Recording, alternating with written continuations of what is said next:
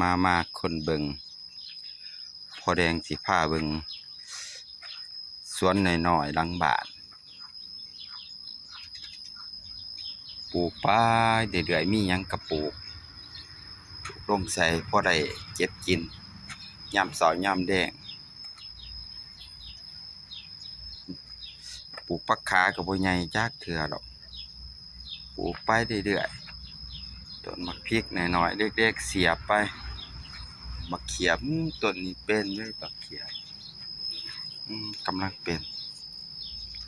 แต่ว่าก็หลายต้นอยู่เด้กงมะแข้งตายทำมานะปลูกไปเรื่อยๆกงมะฮุงกำลังจับกกกล้วยหน่อยก็เอาออกมาปลูกนอกน้ำอันนี้พอแดงเฮ็ดของมักเศษอาหารแน่มักหญ้ามักยูแน่พวกม่วงกะได้ในมันกินก็เอามาปลูกของยุ่มต้นนี้ของยุ่มสมแสบดีเด้ยามเพิ่นแก่เพิ่นสุกบางฮงก็ปลูกจุ่มไปเรื่อยๆในสวนหน่อยมะเขียบโอ้ยเทิงเนาเทิงหยังอีกมะเขียบก็ได้ปลูกไปเรื่อยๆอันนี้มันต้นไม่ได้จะกินหนึ่งปลาเก็บใบมันลูกสาวได้ใบขี้หูดมาให้ปลูกสิใหญ่ให้บ่บูยันนี่ก็มีพักคาทองนั่นนี่ก็ปักฮุงหน่อยนี่ไปเรื่อยๆมันแจวเขามาปลูกทั้งในมันห่มก็หมกทัน3 โหลดซื้อมากินน้ำเขาก็เอามากะ กำลังใหญ่ขึ้น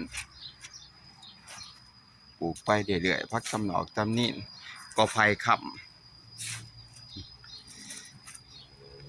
ปลูกไปเรื่อยๆมีทุกอย่างละต้น2 ต้น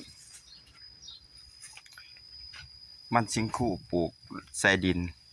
ก็งามอันนี้ปลูกใส่ในตู้เย็นตัวนี้กำลังเฮี้ยนเดี่ยงหมุดแดงเอาขวดแบบสีมาใส่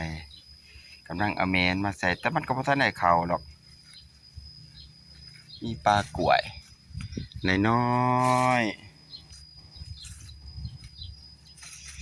อ้อยกับปลูกก้อนนึงพอได้กิน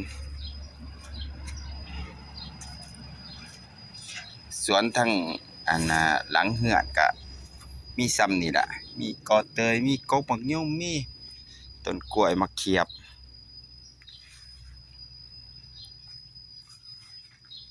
มีบักฮุงมะฮุงต้นนี้ได้3 ปีละจะมามันบ่ค่อยเป็นหมากปานใดสบายดี